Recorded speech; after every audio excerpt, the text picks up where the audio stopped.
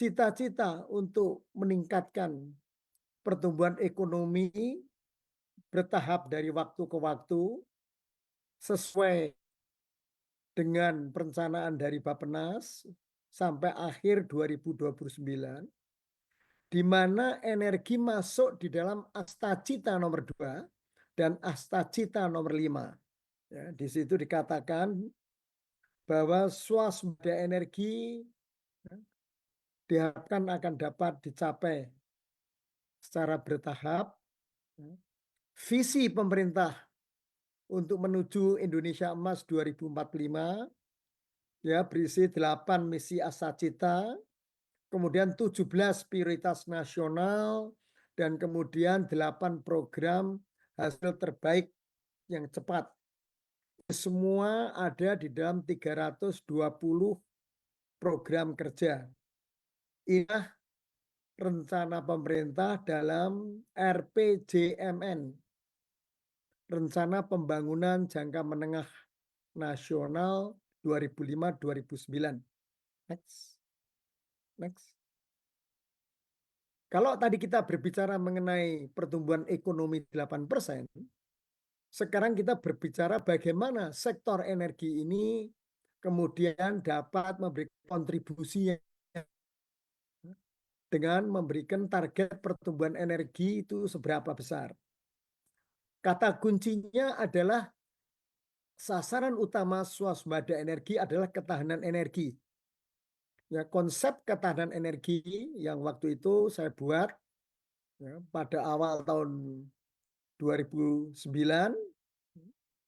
waktu itu dikembangkan di mana kemudian dalam hal ini ketahanan energi untuk mencapai nantinya swasembada energi melalui peningkatan pasokan energi, akses dan jangkauan energi, serta pemanfaatan energi bersih.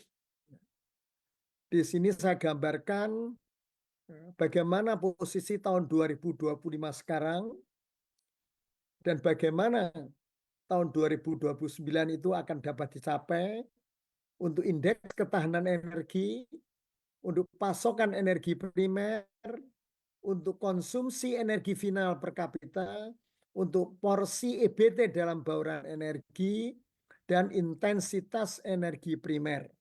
Ya, jadi selama kurun waktu 5 tahun ini, bagaimana kemudian peningkatan dari waktu ke waktu 5 variabel tadi. Ya.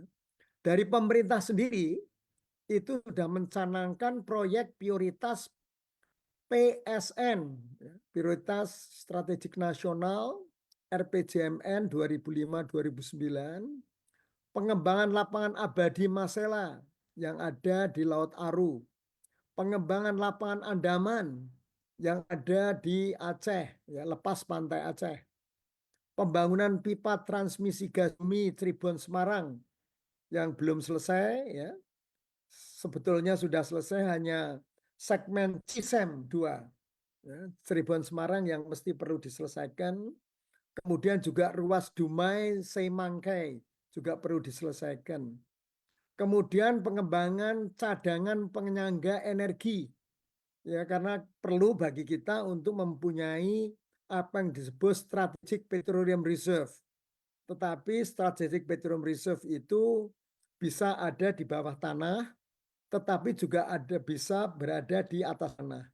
Nah, cadangan penyangga energi ini sebetulnya termasuk di dalam buffer stock, ya, cadangan penyangga energi yang ada di atas tanah. Nah, kita kembangkan. Ya. Pengembangan bioetanol. Kita telah sukses sejak tahun 2007 untuk mengembangkan biodiesel.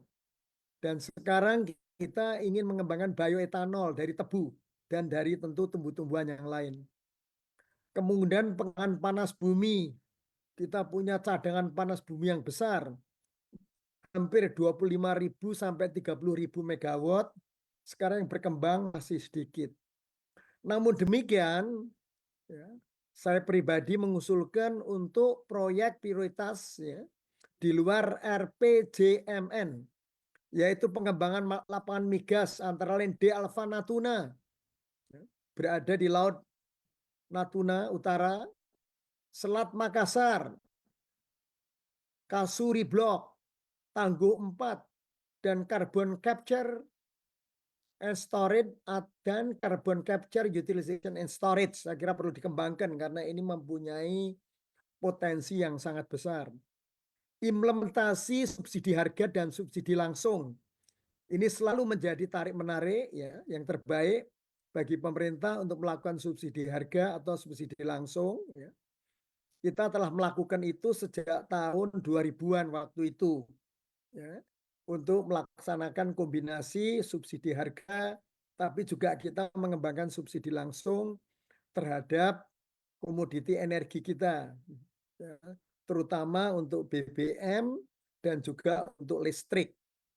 Pembangunan kilang minyak ya dengan grassroots refinery ya untuk refinery yang baru ya atau kemudian pengembangan refinery. Ya, dulu waktu zaman krisis kita mengembangkan RDMP, ya. Kemudian RDMP ini prinsipnya memperbesar kualitas dan kuantitas dari kilang. Karena kita belum mampu itu membangun GRR karena memang mahal. Dan juga kilang petrokimia.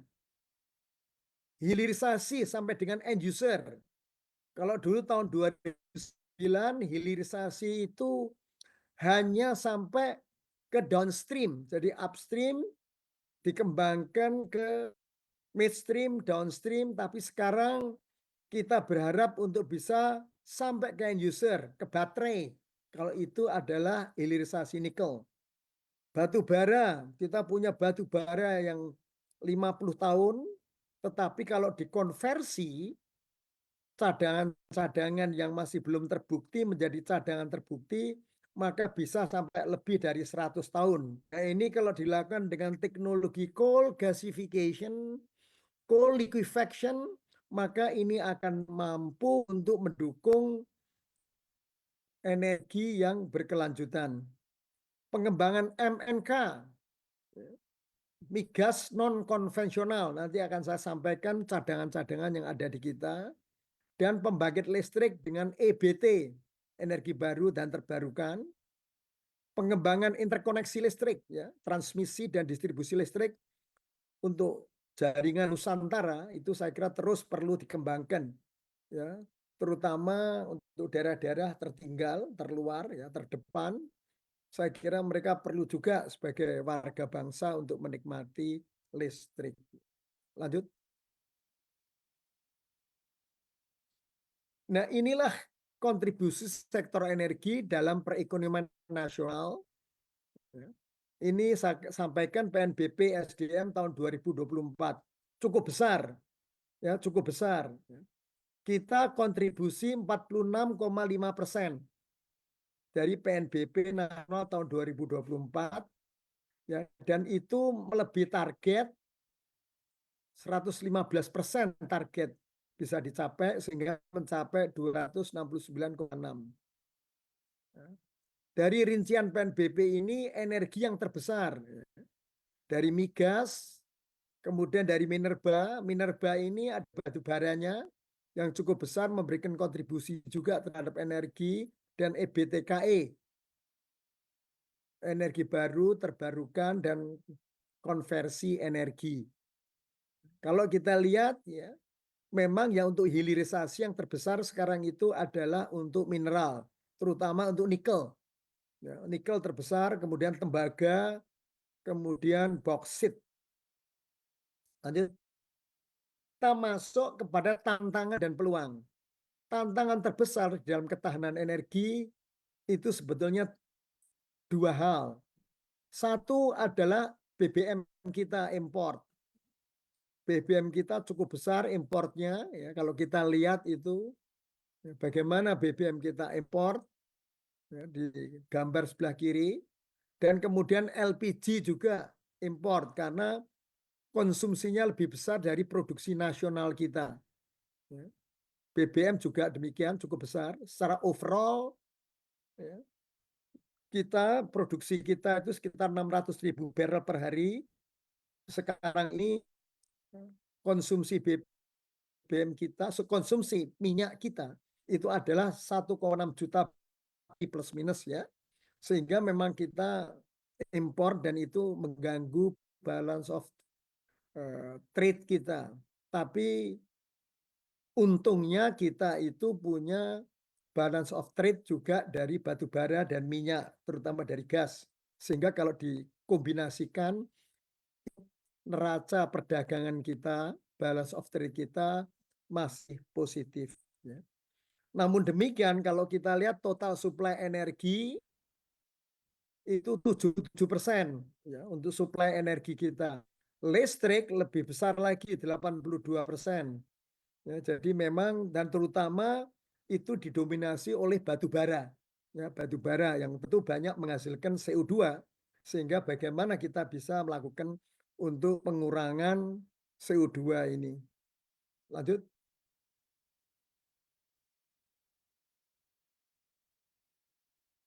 Ini adalah gambaran mengenai potensi cadangan migas kita. Migas kita yang sudah diketemukan diprediksikan yang biru, yang sudah dieksplorasi isu energi nasional, yang sekarang kita lanjut dengan cadangan migas dan mineral. Kalau kita lihat cadangan kita masih memberikan promising ya bagi pengembangan lebih lanjut. Lalu tentu apa yang akan dilakukan? Ya, ada 4 tahap. Satu, optimalisasi sumur-sumur kita. Ya, baik itu sumur-sumur yang ada kita optimalisasi ataupun sumur-sumur tua. Ya, banyak dapat di Indonesia, terutama yang dulu diketemukan oleh Belanda. Saya kira itu perlu dioptimasikan. Kemudian konversi cadangan ke produksi. Ya, seperti tadi kita lihat yang berproduksi itu warnanya merah, tetapi ada beberapa yang sudah diketemukan belum berproduksi itu perlu dikembangkan lebih lanjut. Yang biru itu. Kemudian juga beberapa yang diperlukan untuk eksplorasi kembali untuk mengkonversi cadangan yang belum terbukti menjadi cadangan terbukti. Kemudian beberapa lapangan kita yang perlu dilakukan enhance oil recovery. Jadi untuk meningkatkan lagi produksinya kita melakukan satu teknologi baru enhance oil recovery dengan berbagai cara ya dengan dorongan air, dorongan chemical dan lain sebagainya. Kemudian kita harus melakukan eksplorasi. Pengalaman kami dulu tahun 2000-an ternyata yang bisa mengembangkan ya, produksi kita itu memang cukup besar dari eksplorasi. Waktu itu diketemukan ya, lapangan minyak cepu, kemudian diketemukan juga lapangan gas Masela. Ya, itu semua mungkin sebetulnya satu kontribusi yang cukup besar terhadap produksi minyak dan gas. Kemudian ini saya ulang lagi, ini MNK, ini ada shale oil, shale gas, dan CBM. Ya, kita belajar dari Amerika bahwa ternyata produksi Amerika yang sekitar 10 juta barrel per hari itu bisa ditingkatkan MNK untuk menutup kebutuhan konsumsi nasional mereka. Ya, jadi mereka sekarang skenario-nya itu mengembangkan MNK, migas non konvensional, dan kita punya banyak, dan kita perlu terus mengembangkan ini ya agar ini dapat mendukung nantinya adalah produksi energi nasional. Kemudian di minerba kalau kita lihat ya, cadangan-cadangan kita masih cukup besar, nikel, tembaga, boksit, timah, emas, besi, dan batu bara. Kalau kita lihat batu bara cukup besar ya cadangannya. Indonesia memiliki komoditas mineral dan batu bara yang masih cukup melimpah, memiliki peran yang sangat strategis dan penting bagi pembangunan Indonesia. Lanjut. Inilah potensi EBT kita. Kalau kita lihat persentase yang masih belum dikembangkan, itu masih kecil sekali. persentase yang dikembangkan masih kecil sekali, yang belum dikembangkan besar berarti. Panas bumi, air, bioenergi, angin, surya, laut, gasifikasi, nuklir ya, itu semuanya belum banyak dikembangkan dan kita berharap nantinya ke depan akan dikembangkan ya. Menurut Undang-Undang Nomor 30 Tahun 2007 yang lalu, pada waktu kami membuat undang-undang tersebut, energi baru adalah energi yang dapat diproduksi dengan menggunakan teknologi baru, baik yang berasal dari sumber terbarukan maupun tak terbarukan. Ya, jadi kalau kita bicara energi baru itu dengan teknologi baru. Tapi kalau energi terbarukan, energi yang dapat diproduksi secara berkelanjutan jika dikelola dengan baik. Panas bumi, air, angin, surya, energi baru. Coal gasification, coal liquefaction itu energi baru. Ya, jadi kalau panas bumi itu terbarukan, air terbarukan, angin terbarukan, surya terbarukan, laut terbarukan. Tapi kalau kita bicara gasifikasi dan liquefaction batu bara, itu memang disebut dengan energi baru. Itulah konsep ke depan dari strategi swasembada energi adalah satu, transisi, kedua, transformasi. Kalau kita bicara transisi, itu adalah bagian dari transformasi energi. Ya, perpindahan bertahap dari energi fosil ke energi non-fosil. Ya, energi non-fosil itu ya energi terbarukan, energi baru dan energi terbarukan yang mengubah produksi, distribusi, konsumsi energi. Ini saya ambil definisi dari International Energy Agency tahun 2023. Ya. Dalam masa transisi, upaya diversifikasi energi itu memerlukan tahapan. Antara lain misalkan hydropower, air, panas bumi, BBM, bahan bakar nabati, gas bumi, batu bara, dengan teknologi ramah lingkungan, clean coal technology, CCT, dapat dimanfaatkan sebagai sumber energi utama pada fase transisi. Saya selalu menggunakan konsep ini untuk mudah dimengerti ya. Ada energi fosil, lalu nya itu pada waktu transisi dan kemudian energi non fosil. Ya, PLTS, bioenergi, PLDP, energi laut, PLTN. Kita tentu berharap bisa dipercepat. Seperti sekarang PLTN yang dilakukan assessment untuk mengembangkan pembangkit listrik tenaga nuklir. Memang CO2 emisinya tidak ada. Kemudian ada panas bumi, PLTA, bahan bakar nabati. Kalaupun masih diperlukan fosil, ya kita lakukan apa yang disebut dengan clean coal technology. Menggunakan super critical, super ultra critical seperti yang kita lakukan di PLTU Cirebon. Di pembangkit listrik tenaga uap batu bara di Cirebon. Lanjut. Ini adalah transformasi energi. Ya, tadi kalau saya katakan transisi energi itu di posisi awal, ya, penggunaan EBT, teknologi ramah lingkungan, carbon reduction, lalu pensiun dini PLTU, ya, secara bertahap kita lakukan, tapi harus perlu mempertimbangkan teknik, teknologi, dan keekonomiannya. Ya. Kemudian elektrifikasi, carbon capture storage, carbon capture utilization and storage ya. Itu adalah tahap awal dari transformasi energi. Karena ini menyangkut perubahan fundamental yang berkelanjutan. Strukturnya berubah, teknologinya berubah, kebijakan dan pola konsumsinya juga berubah. Dari energi dengan emisi karbon tinggi ke yang rendah. Next adalah desentralisasi. Ya. Next lagi adalah digitalisasi. Ya. Demokratisasi energi dengan membuat pelanggan bagian dari ekosistem desentralisasi. Ada beberapa daerah yang sudah melakukan desentralisasi energi. Cukup baik ini dengan menggunakan teknologi yang cukup baik. Dan juga selanjutnya kita akan melangkah kepada digitalisasi grid dan mini grid dengan Internet of Things. Tentu IoT ini perlu dikembangkan, tetapi kita harus mulai dari tahap awal dekarbonisasi dulu. Yang terakhir, lanjut. Nah, inilah hilirisasi ya. Hilirisasi konsep yang terbaru kami kembangkan itu adalah yang warna hijau di end user.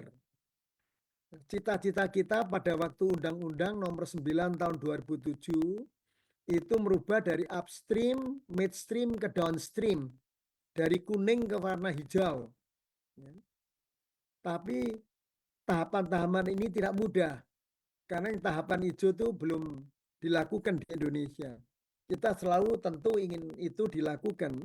Downstreaming itu dilakukan di Indonesia secara bertahap. Ya. Walaupun di dalam upstream itu kita sudah menguasai teknologinya. Ya. Tetapi kita ingin yang hijau itu, yang baru. Ya, tentu dengan terutama baterai. Ya, industri baterai itu kita kembangkan di end user. Kalau itu nikel. Tetapi untuk batu bara, kita ingin mengembangkan apa yang disebut dengan coal gasification dan coal liquefaction. Ya, tahap awal percobaan telah dilakukan di Sumatera Selatan, dan saya berharap tentu ini akan dilakukan terus ya dengan hasil-hasil yang tentu bisa menjadikan batu bara itu dengan DME, menjadi DME di metal ether, dan kemudian juga menjadi di metal ether itu prinsipnya C3C4 LPG, dan kemudian juga menjadi gas ya, dan juga menjadi syn oil. Dengan begitu kita bisa mengurangi import energi kita. Inilah adalah coal liquefaction dan coal gasification proses ya, yang telah dilakukan. Ya. Kalau kita lihat ya, batu bara kita cukup besar, itu cukup menjanjikan dan bisa mengurangi CO2.